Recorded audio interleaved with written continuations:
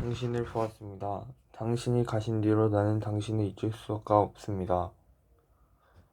까닭은 당신을 위하느니보다 나를 위함이 많습니다. 나는 갈고 심을 땅이 없어 추수가 없습니다. 저녁거리가 없어서 조나 감자를 끓여 이웃집에 갔더니 집주인은 거지는 인격이 없다. 인격이 없는 사람은 생명이 없다. 너를 도와주는 것은 죄악이다. 고 말하였습니다. 그 말을 듣고 돌아 나올 때에 쏟아지는 눈물 속에서 당신을 보았습니다. 나는 집도 없고 다른 까닭을 겸하여 민족이 없습니다. 민족이 없는 자는 인권이 없다.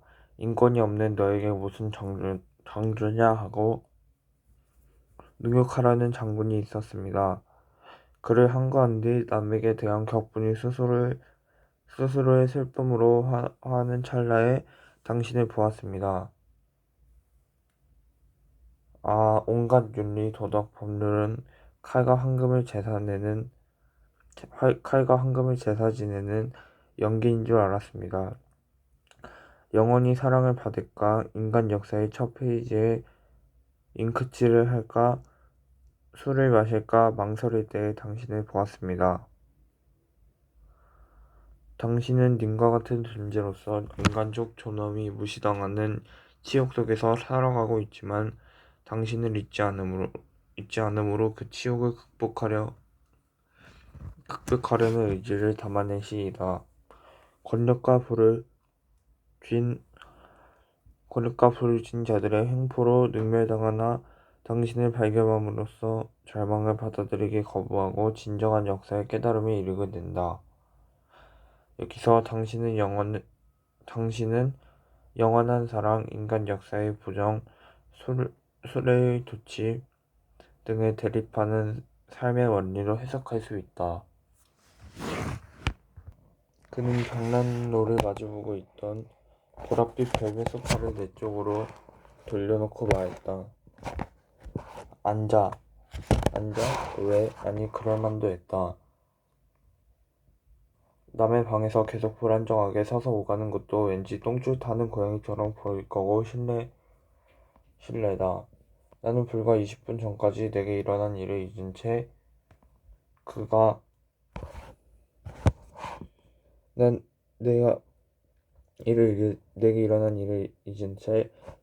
가리키는 대로 의자에 앉았다. 그러자 그가 내 앞으로 손바닥을 내밀었다.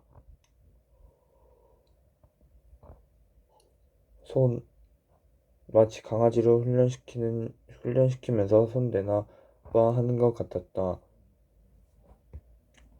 손 보자고. 다쳤잖아. 그거.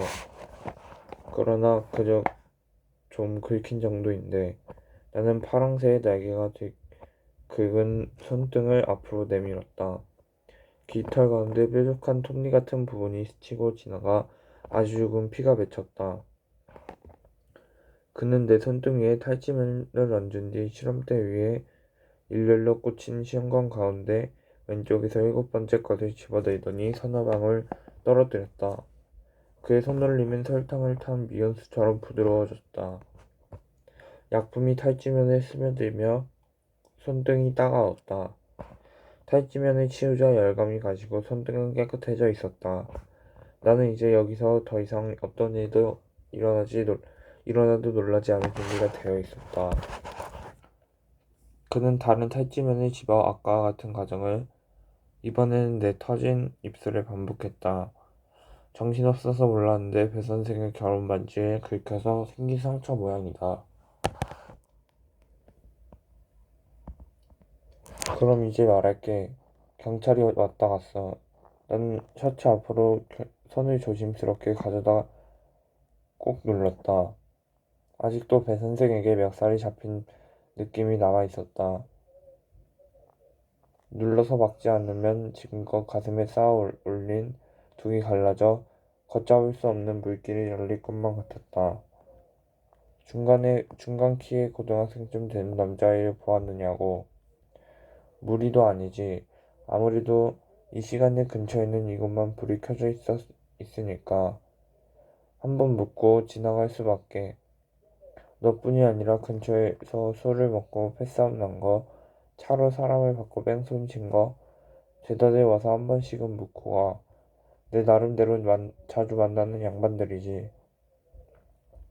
그래서 못 봤다고 하는 게 더 수상해 보일 것 같아서 비슷하게 생긴 애가 버스 정류장을 지나서 더 아래쪽으로 내려갔다고만 해두었어. 그 밖에 물어본 것은 특별히 없어. 고마워요. 아마 다시는 같은 일로 안 올 거야. 물어보면서도 상당히 귀찮다는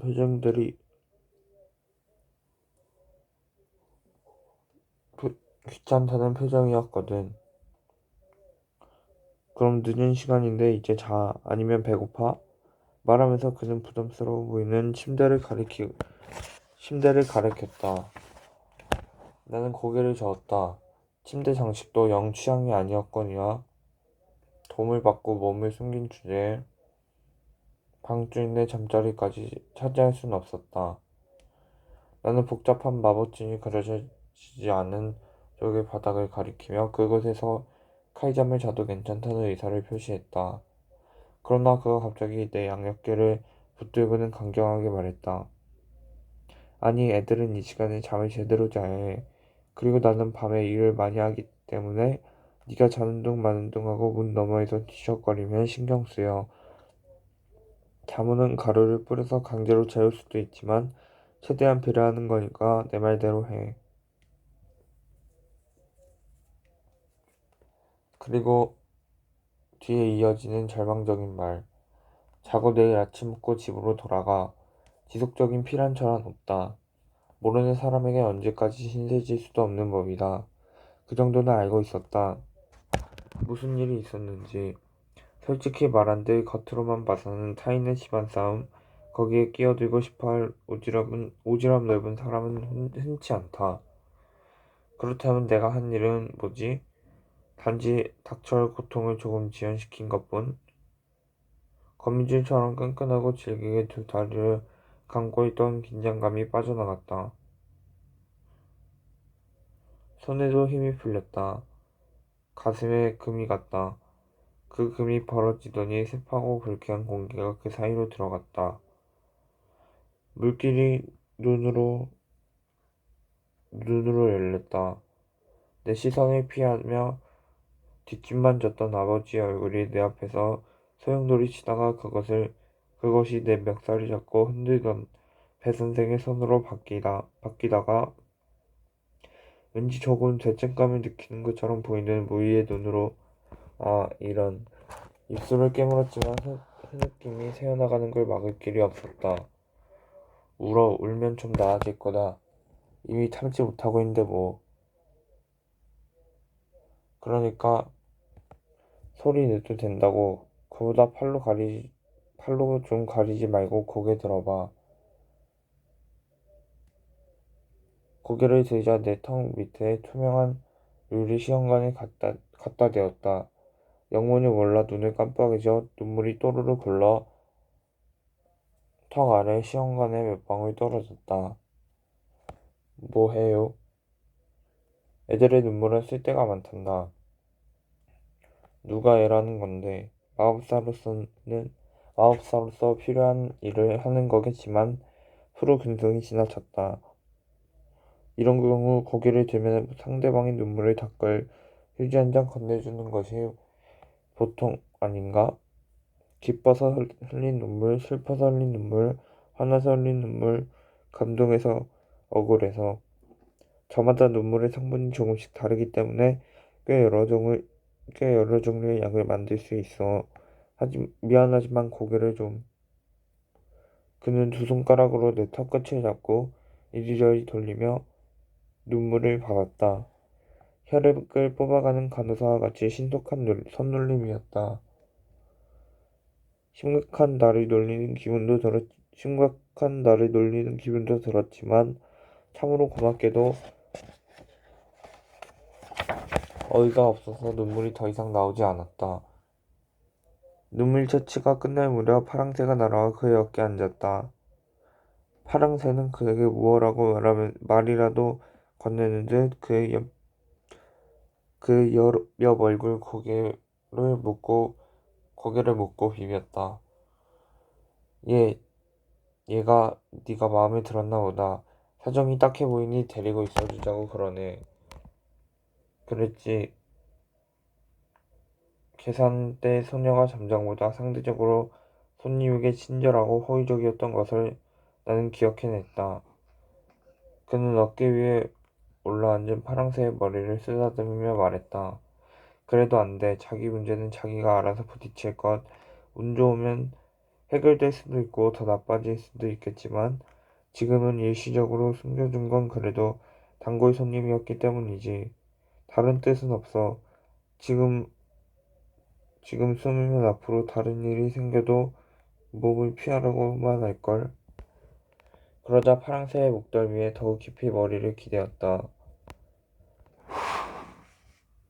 파랑새에게는 고마웠지만 그의 머리이 맞을 것이다. 그러나 그렇다고 배 선생의 싸늘한 눈과 딴 데로 시선을 돌리는 아버지의 얼굴과 민중의 가정사에는 개입하고 싶지 않은 지팡이들을 난처한 표정이 기다리고 있을 집으로 돌아갈 용기가 당장 생기는 것은 아니었다. 적어도 경찰이 이 일을 일반 가출 사건으로 분류하고 배 선생의 흥분이 가라앉아서 내가 나 자신을 변호할 만한 시간을 벌기까지는 적어도 내가 그런 짓을 하지 않았음을 증명하고 호소하는 장문의 편지라도 쓰기 전까지는 말로 하기 시작하면 입을 열기만 하면 난 더 이상 뒤로 물러설 데가 없을 터였다. 알 수 없는 방식으로 파랑새와 대화를 나누던 그는 이윽고 결론을 내린 듯하다. 따는 그것도 그리네. 적어도 스스로 부딪힐 수 있게까지 조금의 유예기간을 줄 수도 있지 않겠느냐는 말이지.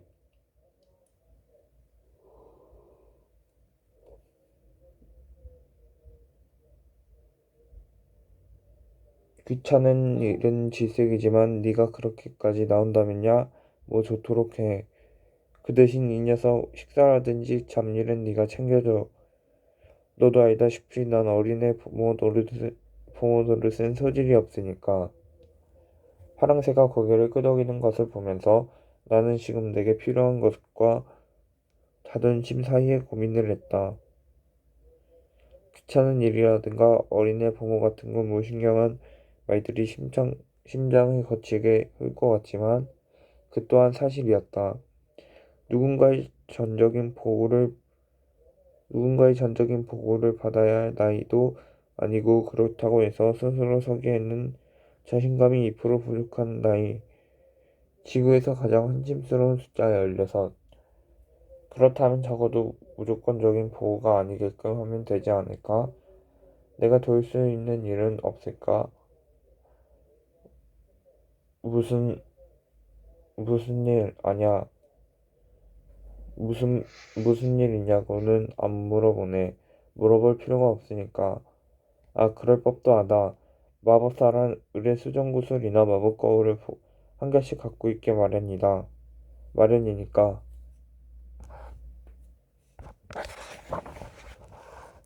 마련이니까이지 않을까? 솥 안에 물이 거울을 대신하나?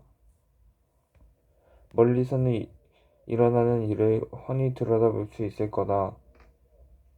그럼 다 알고 있는 거예요? 천만에 신도 초능력자도 아닌걸? 그의 대답은 나의 기대를 조금 무너뜨렸다. 그는 차치한 눈물을 들고 실험대 앞으로 걸어가더니 조심스럽게 마개를 덮었다. 그런데 왜 안 물어봐? 궁금하지도 않아? 인간의 일은. 아마도 그는 내 짐작이 맞는다면 정말로 존재 이외의 존재거나 존재 이상의 존재라면 아주 오랫동안 살았을 것이다. 그렇다면 세속의 인간사에 흥미가 없는 것도 무리가 아니다. 그는 내게서 등을 돌린 채 실험을 향하고 서서 말을 이었다. 궁금하지도 않지만 눈에 보이는 건 있지.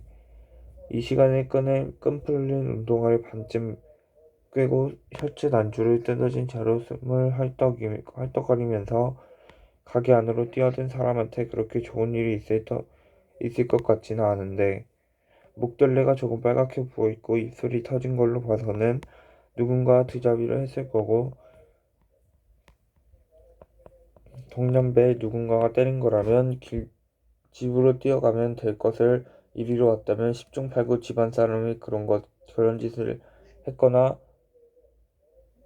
최소한 집이 안전하지 못하다는 얘기가 되겠고, 손등의 껍질이 벗겨지거나 하지 않고 손톱 밑에 살비듬이나 털 하늘 없이 깨끗한 걸로 봐선 저항도 하지 못하고 맞기만 했을 테니, 그건 저항이 어려운 윗사람이 그러거나 그렇지 않으면 네가 싸움을 전혀 못한다는 거겠지. 그런데 한창 자라나는 나이대 애가 거의 매일 저녁마다 우리 집에서 사가는 빵 양으로 봐서는 집에서 저녁을 먹지 않는 것 같고, 저녁을 준비하는 사람과 관계가 좋지 않거나 그럴 만한 사람이 아예 없거나, 결론은 집에 당하고 나오는 길이야.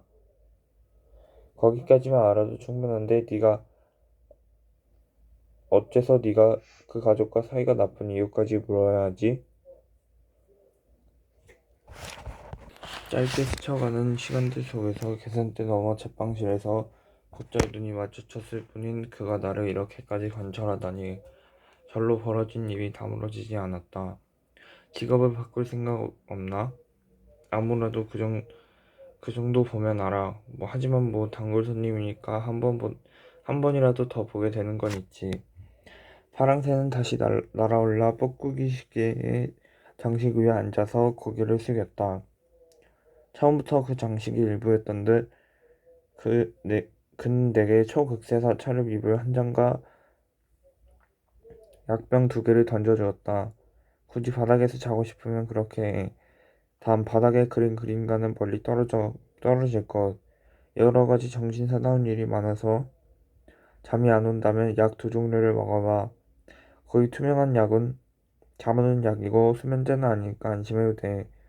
마음을 차분하게 가라앉혀주는 것이니까. 보라색은 좋은 꿈을 꾸게 해주는 거야.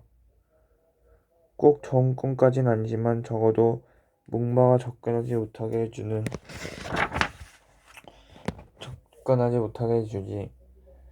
둘 다 허브향이 나는 정도니까 물 없이 그냥 먹어도 돼. 왜 나를 도와줘요? 도와달라고 온 거 아니야? 하지 말까? 나 말고 다른 지나가는 누구라도 이렇게 해주냐고요.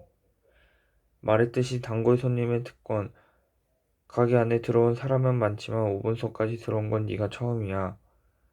그 말은 신랄하고 거침없었지만 어깨를 덮은 차렵 이불은 푹신한 데다 부드러웠고 손 안에 든 약병은 따뜻했다. 나는 이렇게 버려진 개처럼 어쩔 수 없이 주어서 부담만 줄 게 아니라 뭔가 진심으로 뭔가 도움이 되고 싶었다. 그러나 뭐든지 스스로 척척해낼 듯한 마법사에게 대체 나 같은 아이가 무슨 도움을 줄 수 있을까? 나는 어떻게든 지금 이 잠자리가 공짜여서는 안 될 것 같고, 내가 그와 파랑새에게 어떻게 인사를 해야 하는지, 지금 아무것도 가진 게 없는 내가 무엇으로 답례를 할 수 있는지 물어보기엔 입놀림이 너무나 더뎠다. 그런데 문득 그가 먼저 내게 제안했다. 그렇지, 너 홈페이지 좀 만질 줄 알아? 그렇게 해서 나는 그곳에 머무르는 동안 위저드베이커리닷컴의 홈페이지를 관리하게 되었다. 그를 조금도 미워하지 않았다고 말하면 거짓말이겠지요. 하지만 그럴 줄은 몰랐어요. 그렇게 되길 바란 건 아닌걸요. 그저 조금 골탕 먹이고 싶었을 뿐이에요. 진열장 옆에 놓인 그런 둥그런 식탁에 앉아서 그녀는 흐느꼈다. 우리 고등학교와 이 우탄 여고의 교복 차림이다. 그걸보다 문득 떠오른 학교. 정말 아무 생각도 없이 2주일간 잊고 있었다. 무단결석 4일째 되던 날 학교는 여름방학에 들어갔다. 그동안 80번은 표시가 되지 않은 가게 전화를 들어 세 번쯤 내 휴대전화 전화번호를 눌렀다. 무이나 누군가가 받지 않을까 싶어서였다.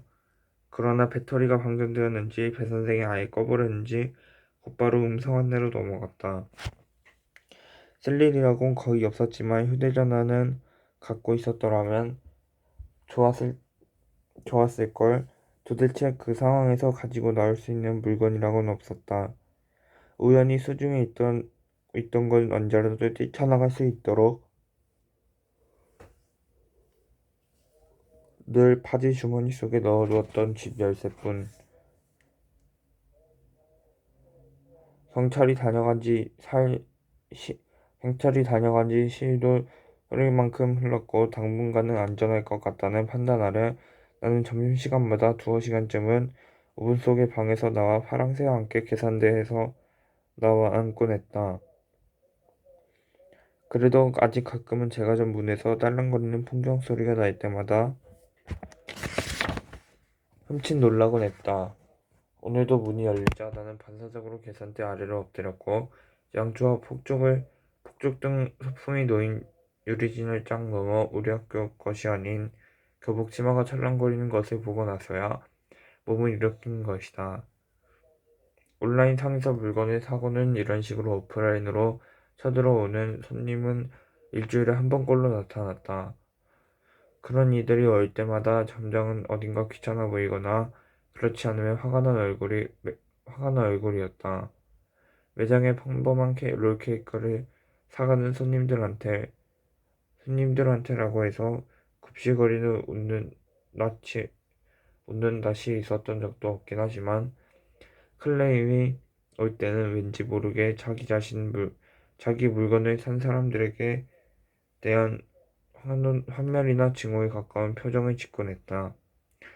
그래서 지금 와서 어쩌란 말이지. 그걸 필요로 해서 산 사람은 너야. 그런 결과를 얻은 건 물건이 철저하게 효과를 봤다는 뜻이겠지. 거기에 애프터 서비스도 해달라고. 그는 교복 쪽을 돌아보지도 않고 전자레인지에 큰 머그잔을 넣고는 작동 버튼을 눌렀다. 그게 아니고요. 나는 이제 어떻게 하면 좋냐고 묻는 거잖아요. 이렇게까지 필요 이상으로 효과가 날 줄은 상상도 못했단 말이에요. 필요 때문에 어울리긴 했지만 그렇게 나쁜 애는 아니었는데 앞으로 남은 날들을 어떻게 살아가야 하죠? 그 애가 다시 돌아오지 않으면 나도 못 살 것 같아요. 점장은 희미한 조소리 입가에 머금다가 힘주어 내뱉었다. 그럼 죽어. 왜 살아? 이와 당신 교복이 소리치며 교탁을 치고 밀치고 일어선 것과 내가 나보다 머리가 하나 큰 그의 멱살을 잡아 벽에 밀어붙인 것은 거의 동시였다. 어떻게 그런 식으로 말할 수 있어? 당신이 한 일이 아니라면서 함부로 남의 불행을 비웃어도 되는 거야?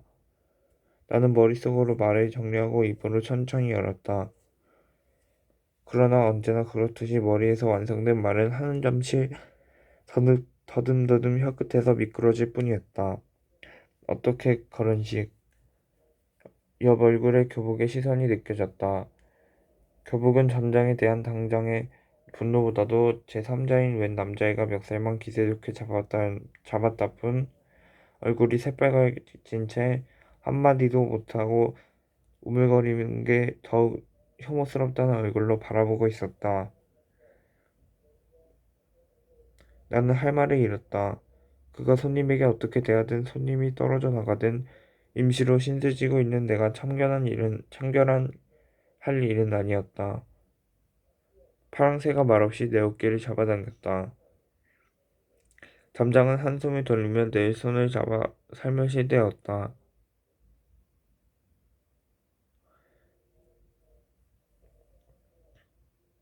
그래, 알았다. 너는 그만 진정해. 그리고 너는 그는 교복 쪽으로 손가락을 가리키며 말했다. 잠깐 거기 다시 앉아. 하고 싶은 얘기가 있다면 들어주기는 할 테니까. 땡 소리와 함께 전자레인지가 작동을 멈추었다. 교복이 앉은 자리에 식탁의 점장은 따뜻한 김이 올라오는 머그잔을 내려놓았다. 마셔. 조금 진정될 거다. 혓바닥 대지 않게 조심하고. 데운 우유를 교복이 한 모금씩 마시는 동안 점장은 그 맞은편 의자에 앉아 기다려 주었다.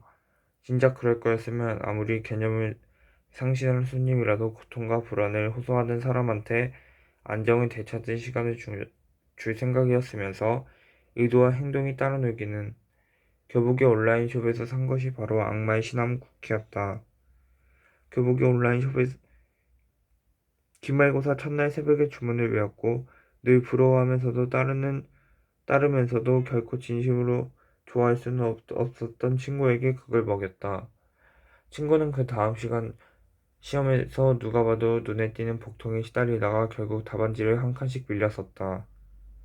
학생부 기록에 반영되는 기말고사를 망친 것만도 충격이겠지만 그보다 문제였던 것은 답안지를 제출하던 순간 끝내 참지 못하고 일이 터져버린 거였다.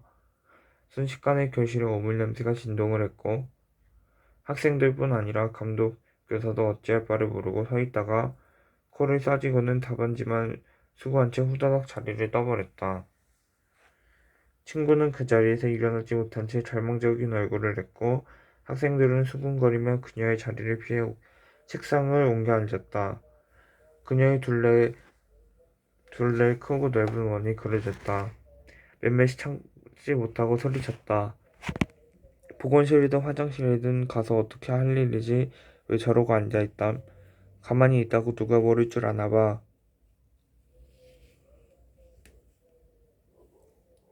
설마 그 상태로 나온 지 시험까지 볼 생각은 아니겠지? 보다 못한 반장이 친구를 일으켜 보건실에 토스하고 도망치듯 떠나버렸다. 지사대로 진정시키고 그녀는 교사용 화장실에서 찬물로 대충 씻을 수밖에 없었다. 윗도리는 교복 블라우스에 아랫도리는 맨몸에 체육바지만 입고서 시험에 속겠으나 이미 다음 시간 시험은 시작된 지 20분이나 지나서 그 다음 시간부터 입실이 허용되었다. 이렇게 두 과목 시험이 내리망친 것은 둘째치고 그날로 이 소문이 전교에 퍼졌다. 친구는 이튿날부터 시험을 보러 등교하지 않았고 시험 점수가 중간 결과가 나오던 날 자기 방에서 텅 빈 약병과 함께 발견되었다. 우유를 반쯤 마시다간 교복은 누군가를 훔치며 고개를 떨어뜨렸다. 점장은 팔짱을 끼고 다리를 꼰 채 가만히 마주 앉아 그녀가 울음을 그칠 때까지 기다렸다. 밤마다 악몽에 시달려요. 유심폰 애들은 없었겠지만 쉬는 시간에 내가 그 애한테 과자 주는 걸 누구라도 한 명쯤 보기는 봤을 거란 말이에요. 두 가지 일에 연관이 있다고 생각하기는 쉽지 않겠지만요.